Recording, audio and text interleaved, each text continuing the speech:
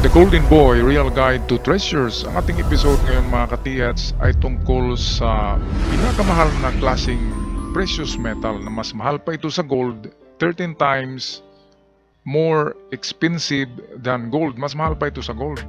Mas mahal sa platinum, palladium, silver at titanium. Ano kaya ito? Atin ito mamaya, tungayan sa bidyong ito ang pinakamahal na precious metal after tayo mag-shoutout.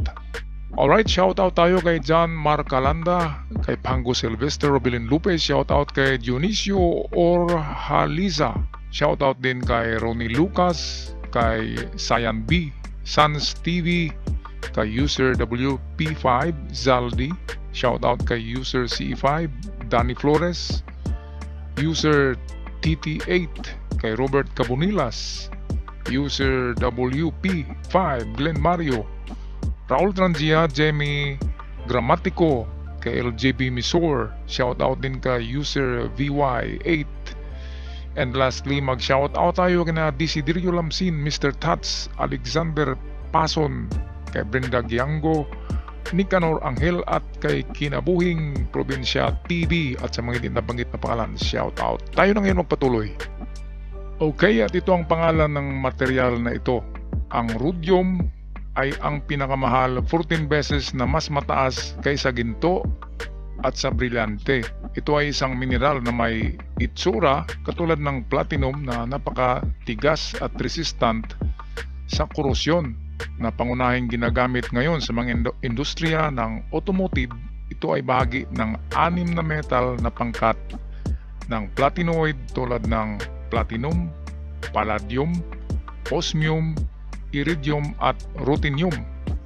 Ang solid state nito ay nangyayari sa panahon ng phase nito sa room temperature. Para maabot ang boiling point nito ay kailangan merong 3,695 degrees centigrade na init. Ang kimikal na kadalasan ginagamit ang rhodium sa industriya ng automotive bilang mga catalyst, converter o panglinisin ang mga emisyon ng sasakyan dahil binabawasan nito ang nitrogen oxide mula sa mga naubos na gas. Gayon din dahil ito ay medyo makintab, lumalaban sa pagkabulok ng mga material, ito ay ginagamit bilang pagtatapos sa mga alahas, mga reflector at mga salamin. Ang mineral na ito ay matatagpuan din sa mga pacemaker sa hinaluang metal na may platinum.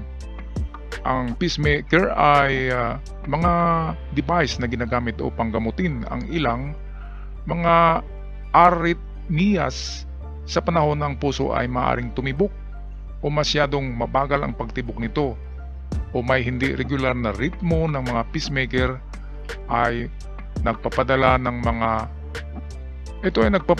ang pacemaker ng mga electronic pulse sa puso na regular. Ang rhodium ay isa sa mga materialis na ginagamit sa mga electrodes para sa mga spark plug ng sasakyang may mga bearings, yung mga sasakyang panghimpapawid sa kuryente. Ang platinum group metals or PGMs ng platinum, palladium, osmium, iridium at ruthenium, natuklasan ito noong 1803 ng English na chemist na si William Hyde Wollaston. Kumuha ng elemento mula sa isang piraso ng platinum ore mula sa South America. Ang pangalan ng rhodium ay nagmula sa salitang Grego na rhodon. Ang rhodan ay Greek word for rose. Kulay ng mga asin ng metal. Ang rhodium ay tinuturing na pinakabihira at pinakamahalagang metal sa buong mundo dahil sa ang rhodium ay humigit kumulang 0.0037 bahagi ng itong bawat milyon sa crust ng Earth. Ibig sabihin ay napakaliit na porsyento sa lupa na makuha natin ito. Kaya nga 13 beses na mas mahal ang rhodium kaysa platinum at gold dahil sa napakahirap ito kunin. Kung tataas ang demand, ang supply nito ay hindi ito mataas. Galing pa kasi ito sa earth crust sa pinakalalim ng ating daigdig. Bilang karagdagan, ang mga geopolitical na kadahilanan sa South Africa at Russia ay yun din ang nagpapataas ng presyo nito at limitado lamang ang produksyon nito.